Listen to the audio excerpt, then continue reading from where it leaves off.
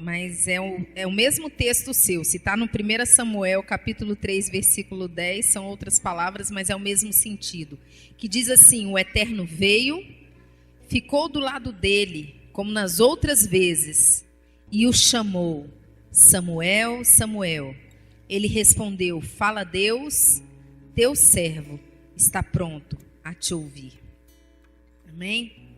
Hoje nós vamos falar um pouco sobre a importância do quarto. Uma palavra que Deus tem mexido no meu coração, e ontem foi só confirmação. Porque ontem nós tivemos uma noite. Oh, se todos nós estivéssemos lá. Eu cheguei em casa e quis repetir tudo na minha memória, e hoje eu encontrei com a minha mãe e quis repetir tudo, porque é uma palavra que a gente não quer que diminua nem o volume. A gente precisa estar com ela acesa no nosso coração, pastor. Eu acho que tinha uns 10 anos que eu não ouvi uma mensagem como aquela. Tinha uma revelação muito do alto, mas eu não sei explicar, não era uma palavra nova, não era algo erudito que nos impressionasse pela eloquência, não.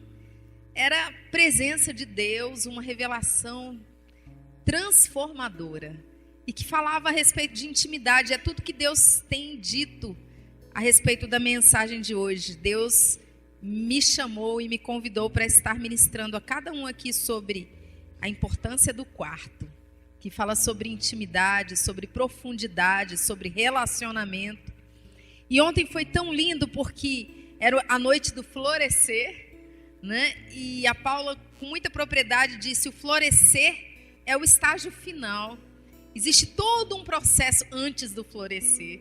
A gente acha super bonito, né? Esse momento da flor, o perfume da flor, a beleza da flor, né? O frescor de olhar para a flor, você já acha tudo mais refrescante.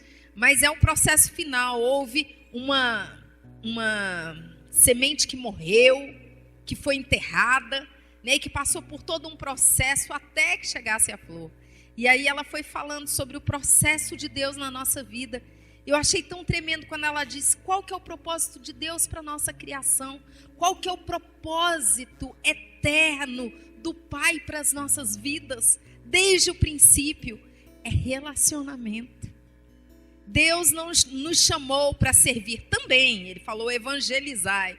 Mas antes disso ele fala: venham comigo, estejam comigo. Jesus chamou os 12 para estarem com ele, para depois sair e pregar as boas novas, a boa notícia. Mas antes, Deus requer de cada um de nós o quarto. Deus requer de cada um de nós a profundidade, a intimidade, a relação, o relacionamento, o conviver, o estar junto. Amém? Então foi lindo. Eu quero até trazer um pouquinho daquilo que a gente ouviu ontem, antes de começar a falar um pouco sobre Samuel e essa passagem que a gente leu no capítulo 3 de 1 Samuel, esse versículo 10. A Paula falou sobre a palmeira e sobre o cedro. E disse que a palmeira, ela tem raízes de 4 quilômetros. Que a raiz só para de crescer quando encontra o lençol freático. E isso faz dela uma planta extremamente resistente. Disse: olha, quando acontece aqueles vendavais, quando acontece aquela situação de tornado, cujos ventos são de 150 quilômetros por hora, tudo voa, tudo é arrastado, é devastado. A gente vê carro, a gente vê casa sendo destroçado, a gente vê plantas, florestas inteiras, e a palmeira se enverga, mas levanta de novo, porque a profundidade dela é tão grande que ela não consegue ser arrancada, mesmo pelo pior tornado que existe. E aí ela falou da importância da profundidade, falou do cetro, que ele durante 3 anos ele cresce 5 centímetros. Né? A sua raiz é mais ou menos 1,5 metro, mas ele cresce só 5 centímetros. Mas falou da propriedade do cetro, que quando ele encontra uma pedra, em vez da raiz ver aquela diversidade como um basta, um para, um impedimento, o cedro ele envolve a pedra com a sua raiz e continua crescendo. Muito mais para baixo, até que chegue a crescer para cima. E Deus nos chama para sermos cedros, para sermos palmeiras, para derramarmos-nos nele em profundidade, para buscarmos as suas águas profundas, para atingirmos a sua presença, para desejarmos ele, assim como a corça suspira pelas águas, para que tenhamos sede, fome, carência, necessidade absoluta de Deus, amém? Deus quer que nós tenhamos relacionamento com ele, muito mais do que ele quer que estejamos na igreja, muito mais do que ele quer que estejamos fazendo a obra dele, ocupados com 1000 afazeres, né, cumprindo protocolos religiosos, muito mais do que rezando, orando em praças públicas, doando. Né? A Bíblia diz que você pode dar a sua roupa, você pode dar a própria vida, você pode dar todo o ouro, toda a prata, se não tiver amor. De nada isso adiantará, será somente símbolo que tine, vai ser só barulho. Deus não quer aparência, Deus quer essência, Deus quer profundidade. Deus tem nos chamado para esse tempo de profundidade. Foi assim desde o princípio. Foi tão lindo quando ela começou por Adão e disse: o que Deus queria com Adão? Ele só queria relacionamento. Ele criou um jardim do Éden, um jardim para que Adão desfrutasse, governasse, mandasse em tudo, se sobrepusesse sobre os animais, sobre todas as coisas, ele teria domínio. E Deus só queria, ao fim da tarde, se encontrar com Adão e conversar, e perguntar como é que foi seu dia, que nome que você deu para aquela pescoçuda, né? Como que foi? Deus só queria, sempre quis de nós, relacionamento. Isso é lindo demais, porque isso não é tão difícil. Se nós quisermos, nós temos de Deus. Ele deseja, Ele promove, Ele está disponível, Ele é acessível, Ele está presente a todo instante. Aqui a palavra que nós lemos, lá no versículo 10, diz: o Eterno veio, ficou do lado dele, como nas outras vezes. Ele está do nosso lado. Deus chamou Samuel, Samuel, e Samuel não identificou a voz, foi até o quarto de Eli. Eli me chamou? Não te chamei. E Samuel voltou para o quarto. E depois ele ouviu de novo, Samuel, e foi lá: Eli, você me chamou agora? Não. E na terceira vez é que Eli falou: meu Deus, é o Senhor te chamando. Quando você ouvir novamente essa voz, você diga: eis-me aqui, Senhor. Estou aqui, fale o que tu tens a falar para mim. Então olha só, Deus chamou Samuel 3 vezes, mas Deus em todas as vezes estava lá no quarto. Ele identificou a voz do lado de fora, ele reconhecia quem era Eli, ele reconhecia as adversidades, o que estava além das suas possibilidades, ele reconhecia o vendaval, o barulho da tempestade, o cheiro da chuva. Ele conseguia pressentir a dor, o sofrimento, a notícia. Às vezes a gente sabe tudo lá de fora, mas não tem convicção nenhuma dentro, porque a gente foge desse relacionamento. Não é nem que a gente não busque, é além disso, pastor. Porque diz que ele esteve lá, desde o primeiro chamar, Deus estava lá no quarto. E Samuel não identificou, e Samuel saiu, e Samuel procurou. Deus está no quarto, amém?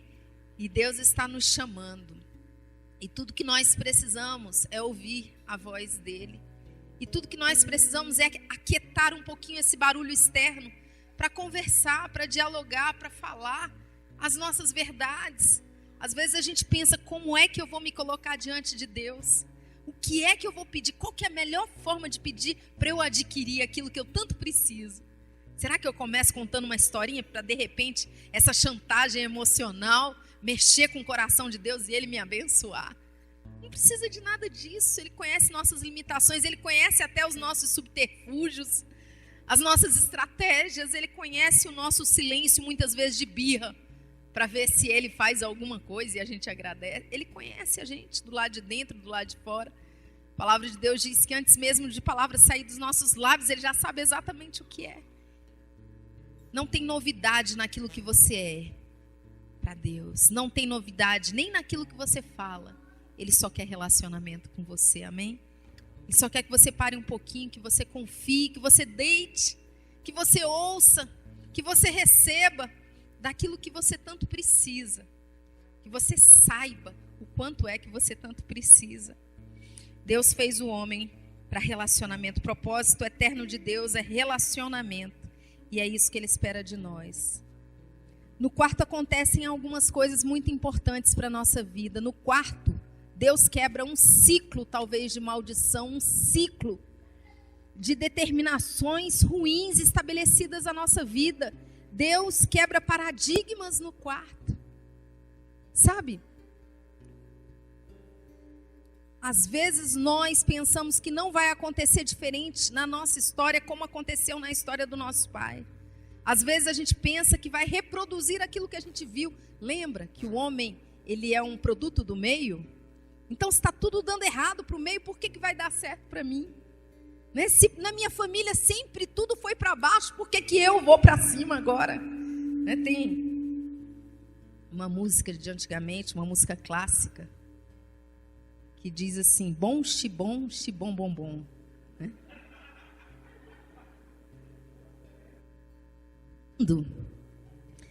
Essa cadeia hereditária, daí vai falando, né? Onde o rico cada vez fica mais rico e o pobre cada vez fica mais pobre. A gente costuma acreditar que é desse jeito. Se tudo foi ruim, a gente vai estar reproduzindo aquilo também. Por que a gente vai ser diferente? Se tudo foi bom, então a gente pode continuar dentro dessa linha do bom, né? A gente tende a repetir aquilo que vê. Isso marca tanto a nossa vida que a gente tende a repetir. Mas sabe, é no quarto que Deus mostra que conosco pode ser diferente. Que não importa se aconteceu com seu avô, com seu pai, não importa se Eli estava corrompido. Olha a história de Samuel, é tão lindo, ele veio por um clamor, ele veio por um choro, ele foi uma resposta, ele foi um milagre.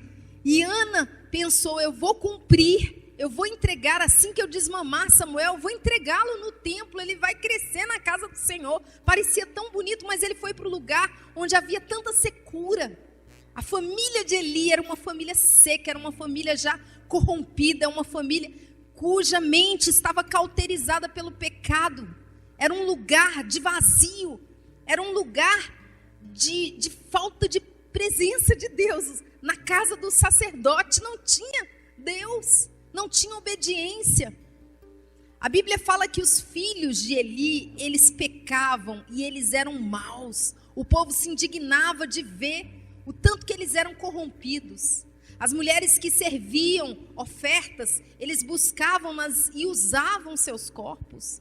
Então eles eram imorais sexualmente dizendo. Eles, enquanto as pessoas entregavam o melhor das suas ofertas, as carnes puras, sem mácula para o Senhor, e aquelas carnes tinham que ser cozidas, a gordura subia para Deus, e depois, né, segundo a lei, o sacerdote podia sim pegar parte daquela carne, enfiar o garfo, o que viesse era para o sacerdote, mas só depois que aquela gordura queimasse.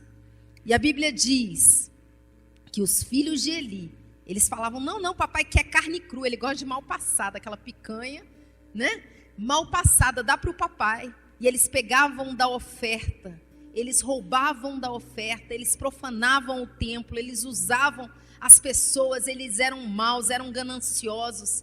E Deus chamava Eli e trazia uma palavra de revelação. Olha só, está oculto aos seus olhos? Se bem que nem estava, o povo reclamava. A Bíblia diz que o povo se revoltava contra a maldade dos filhos, Ofni e Finéias, os filhos de Eli.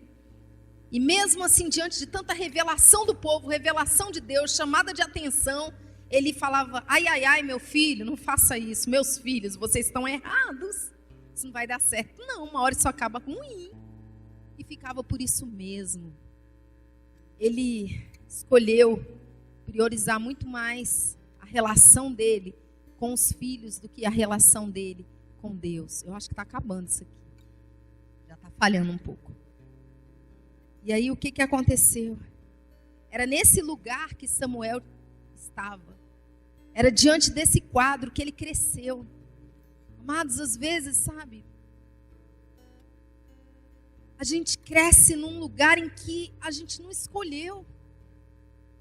E a gente pensa, meu Deus, olha onde eu moro. Olha os familiares. Olha a escola que meus filhos estão estudando. Quantas vezes eu orei e chorei para Deus, Senhor, olha só. Eu não queria que meus filhos fossem filhos de pais separados.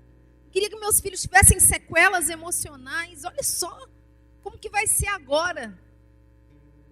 Desde 2017 eu fiquei pensando, meu Deus, agora como que eu vou administrar a minha crise interna e as exteriores?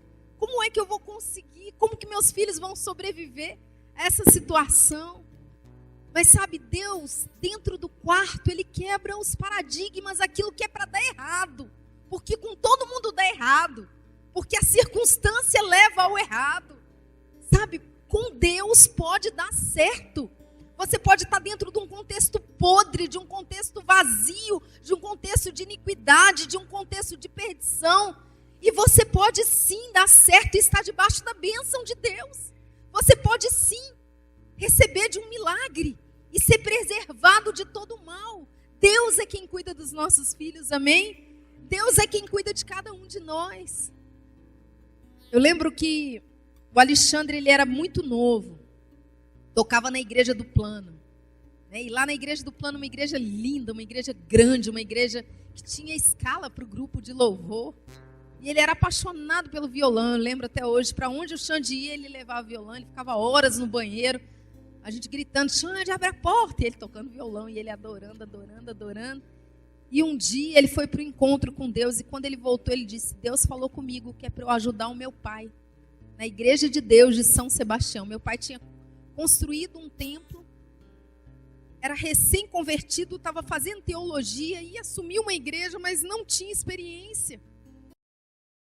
E o Xande falou, eu vou estar onde Deus me manda estar, porque onde Deus quer que eu esteja é o lugar do maná, é o lugar da provisão, é o lugar das codornizes, pode ser deserto, mas é onde eu vou experimentar a glória dele, é onde eu vou ser abençoado. E sabe, foi a melhor coisa, a Kaline, que era de plano piloto, um dia ela foi para São Sebastião, que teve um evento lá e juntou as duas igrejas, e ela conheceu o Alexandre, e ela casou com o Alexandre, e hoje os dois são pastores de São Sebastião.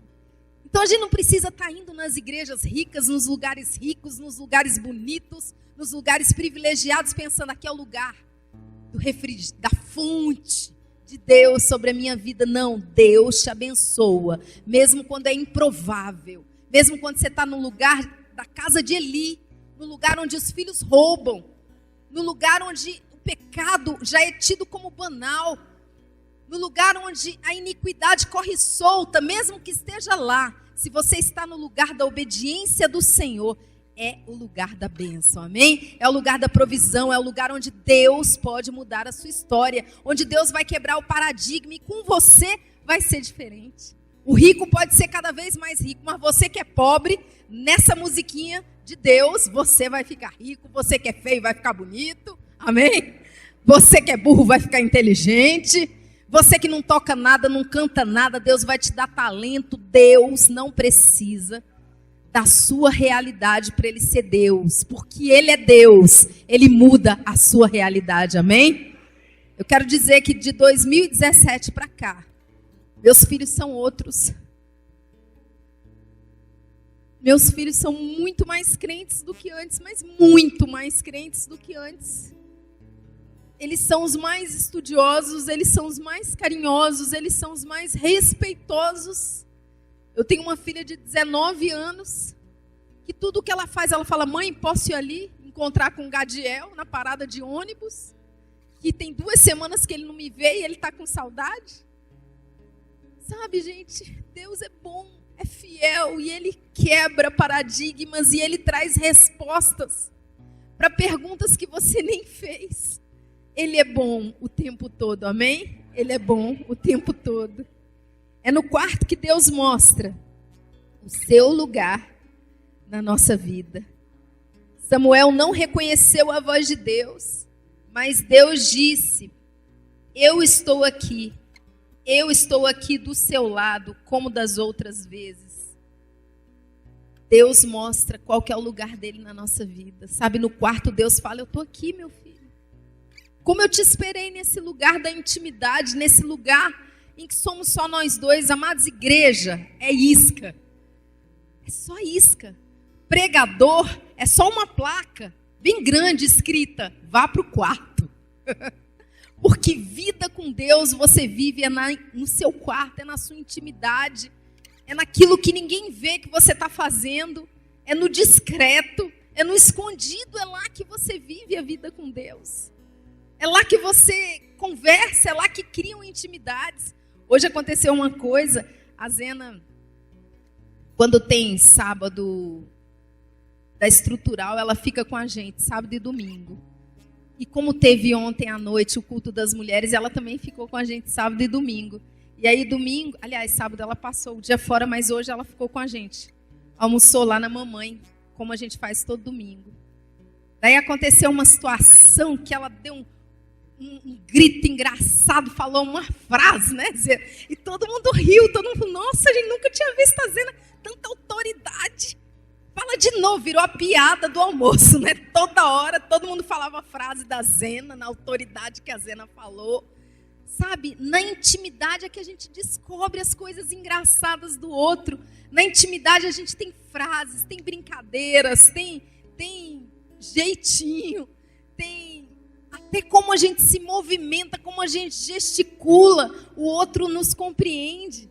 Tem coisas tão boas que a gente constrói com o outro, é na intimidade. Então Deus, Ele está no quarto e Ele mostra-se na nossa vida, na intimidade. Tem gente que pensa assim, eu não acho tão bonito o pastor Eliane falando, Deus falou comigo. Por que Deus não falou com ela? Vai para o quarto, que Deus fala com todo mundo, Ele está lá. Ele está lá te chamando e Ele vai falar com você. Às vezes é audível, mas eu ouvi a voz de Deus 2 vezes na minha vida. Todas as outras vezes foi uma voz explodindo dentro do meu peito. Não foi audível, foi sensitivo. Deus falou, mas eu não ouvi, eu senti a voz dele reverberando em todo o meu ser. Então, sabe, é no quarto que Deus mostra o lugar dele na nossa vida, é no quarto que Deus mostra o propósito de relacionamento, é no quarto que ele diz, eu estou perto, eu estou presente, eu conheço a sua história, eu tenho o controle da sua vida, eu sei de tudo que você precisa. Tem uma passagem que fala sobre as necessidades da vida. Eu sei que você precisa se vestir, as coisas mais básicas. Eu sei que você precisa comer, mas eu quero que você preste atenção. Olha só as andorinhas do campo. Elas não são a excelência da minha criação, como você é. No entanto, elas não precisam guardar em celeiro comida para o dia de amanhã, não. Eu dou todo dia uma comida fresquinha para as andorinhas do campo. E olha só as ervas que nascem na relva, né? Na floresta. Elas nascem de dia e à tarde elas já desmaiam e morrem. E nem Salomão, com toda belezura e riqueza, se vestiu com tamanha formosura como eu visto as ervas do campo. Se eu faço isso com as andorinhas no céu, se eu faço isso com as ervas do campo, eu não vou me preocupar com você, com o que você tem que comer, com o que você tem que vestir. Sabe o que Deus está dizendo? Ele preocupa com a nossa vida emocional. Ele preocupa com a nossa vida física, Ele preocupa com a nossa vida intelectual. Ontem foi tão lindo encontrar a Paulinha. E ela me falou, Alessandra, eu estou vivendo uma coisa de Deus espetacular. Eu estava trabalhando, você sabe como que era a situação, eu era gestora pedagógica, de repente mudou uma lei no governo e falou que o pedagógico também tinha que dar conta do financeiro. E aí eu tinha que ir nas conveniadas e olhar todas as contas e eu que assinava o relatório. E se faltasse algum dinheiro, se tivesse alguma conta errada, eu é que ia ter que ser punida. E eu não sou contadora, eu sou professora, eu sempre fui apaixonada pelo pedagógico. Aquilo foi me desesperando e eu fui na sede várias vezes, pedi orientação e ninguém conseguia me explicar. Eu comecei a perder o sono, Alessandro. Eu acordava de madrugada com planilha, com número, com coisas, e eu ficava, meu Deus do céu, eu comecei a ficar atormentada, assustada. E o que aconteceu? Eu ouvi uma palavra que diz assim, vocês não têm porque vocês não pedem. Se vocês pedirem, eu vou dar para vocês. E muitas vezes vocês não ganham porque pedem mal. Né? Pedem para os próprios prazeres. Ela falou, não, então eu tenho que pedir, e tem que pedir a coisa certa. E eu comecei a pedir. Comecei a orar e falar, Senhor, me dá, me abençoa, tá difícil para mim. Deixa eu mudar aqui, que eu quero ver a Vília. A bichinha já está com dor de cabeça aí, de tanto virar o pescoço. Ixi, vou sair da... E aí ela disse o seguinte, eu comecei a orar e pedir, Senhor, me abençoa, ou me faz entender isso, Senhor.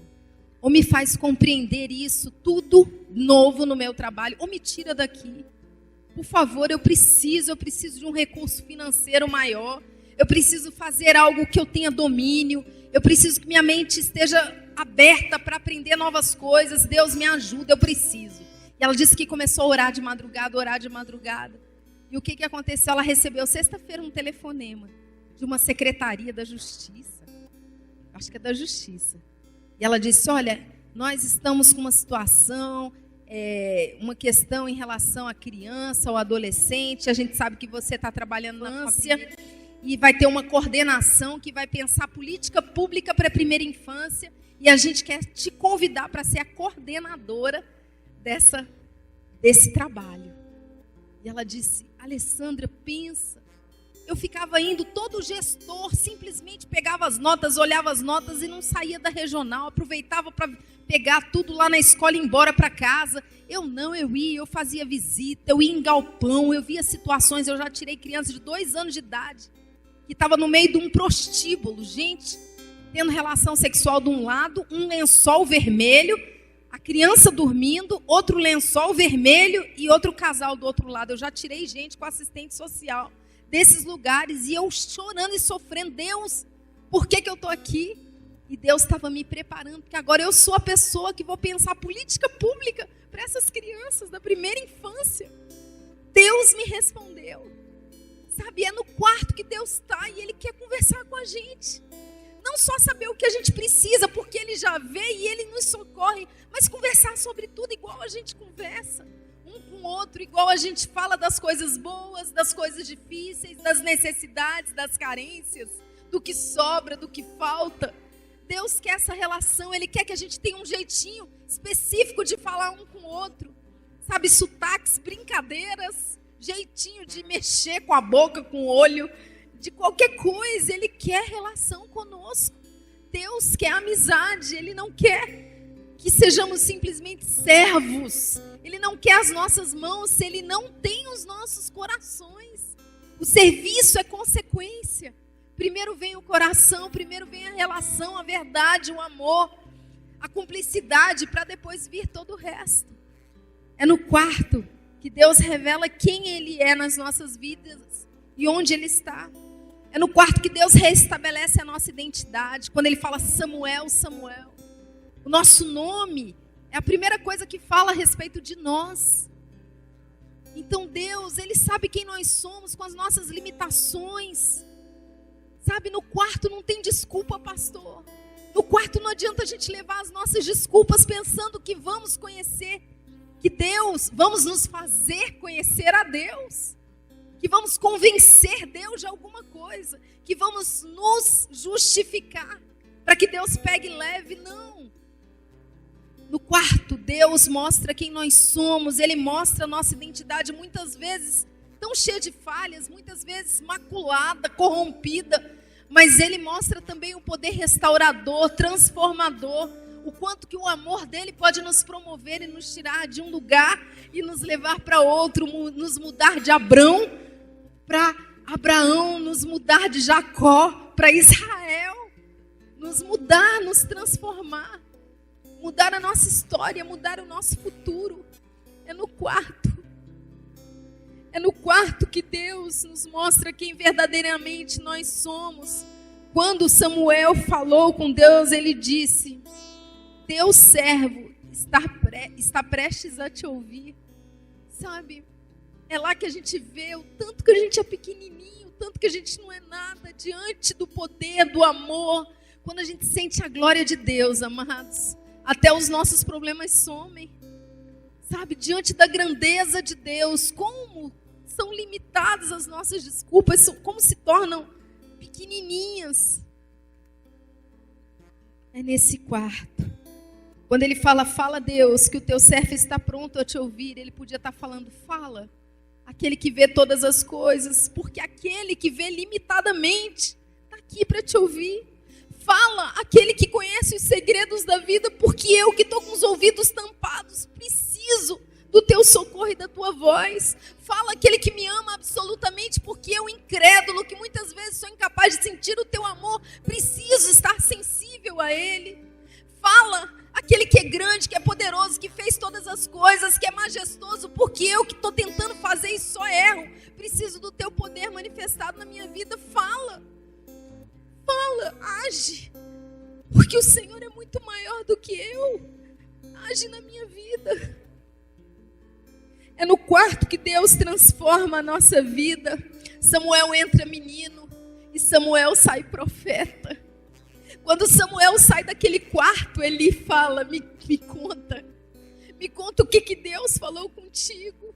Sabe quem conta a respeito das coisas que Deus fala? É o profeta. Ele entrou um menino e ele saiu de lá um profeta. Sabe, Deus, quando contou para Samuel, se vocês lerem lá no versículo 11 a 14, Deus vai falando para Samuel acerca do que ele já tinha dito para Eli, que ia condenar a família de Eli, que os filhos de Eli iam morrer, que eles estavam fadados ao fracasso. Deus conta para Samuel o que Eli já sabia. E isso pouco tinha a ver com Eli, isso tinha a ver com Samuel. Entra menino e sai profeta. Na presença do Senhor nós crescemos. Na presença do Senhor nós crescemos, amém? É na presença do Senhor que nós crescemos. Tem gente que fala dor. Não, gente, a dor pode apodrecer alguém.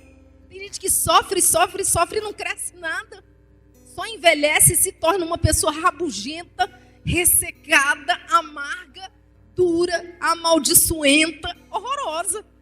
Tem gente que não cresce com a dor, não é a dor que cresce. É a presença de Deus que faz crescer, amém?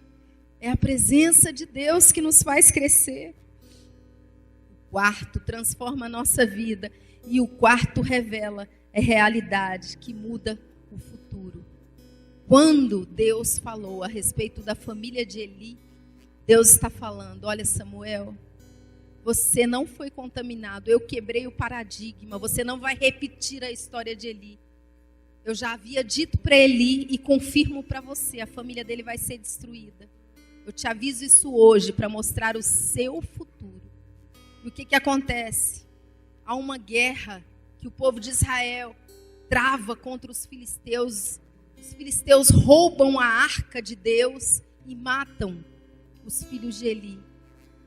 E quando o profeta Eli está no meio do caminho, sentado numa cadeira, e vê o mensageiro chegando e todos gritando, meio que assustados, ele pergunta o que aconteceu. E falam, olha só, os seus filhos morreram. E a arca da aliança foi levada pelos nossos inimigos filisteus. A Bíblia diz que Eli, que já estava gordo, que já era cego, de cima daquela cadeira, ele cai para trás e morre. Sabe, no quarto, Deus estava dizendo para Samuel, o seu futuro é o governo, o seu futuro é o sacerdócio, o seu futuro é a restauração de um povo que está contaminado pelo pecado, o seu futuro é encher de Deus esse lugar que está vazio, o seu futuro é restauração, é vida. O seu futuro é oportunidade, o seu futuro é um legado de bênção, o seu futuro é profetizar sobre o rei Davi, ungí-lo, o seu futuro é contar, estar contado na história de Jesus, é ser parte, o seu futuro é o futuro que marca uma geração, é um futuro que muda uma história, o seu futuro é um futuro de vida, é um futuro do alto, é um futuro de Deus. Este é o futuro que Deus trouxe para dentro de um quarto. Este é o futuro que Deus estabeleceu, não no púlpito de uma igreja. Este é o futuro que Deus revelou na intimidade. Este é o futuro que Deus trouxe para um menino. Para um menino. Numa situação improvável. Deus nos chama para apresentar um futuro totalmente diferente daquilo que o curso da nossa vida está nos levando a pensar que vamos ocupar. Sabe, ontem a Paula falou a respeito de uma missionária, Heidi Baker.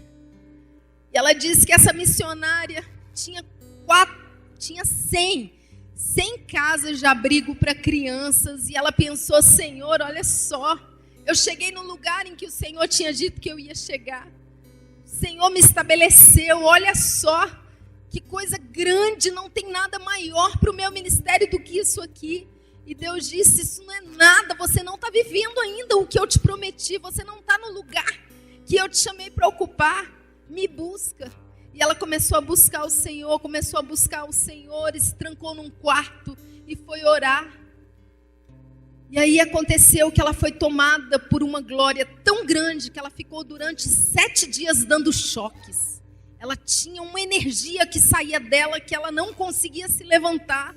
Ninguém podia se aproximar dela, ela não conseguia falar. E ela ficou naquele estado de choque durante 7 dias, sem se mover. E depois de 7 dias, o ministério dela começou. Ela achou que já estava no ápice, que ela já estava no clímax, no píncaro da glória. E Deus não tinha nem começado o que tinha para fazer na vida dela. Depois desse tempo, em 12 anos, ela implantou 1.500 igrejas na África. E o ministério dela era de ressuscitar mortos. Mais de 400 mortos foram ressuscitados.